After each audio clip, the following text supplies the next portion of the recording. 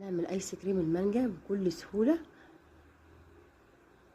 وبمقادير سهلة وبسيطة وموجودة عندك في البيت. لو مانجاية واحدة هتعملي اكبر كمية ايس كريم بالمانجا.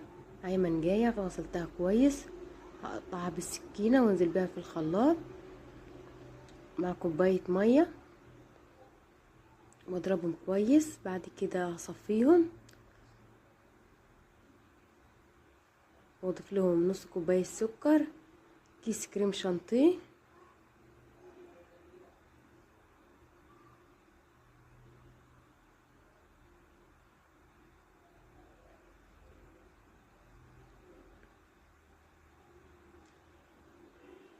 بعد لما صفيتهم كويس هنزل بيهم عصير المانجا في الخلاط مع كوباية سكر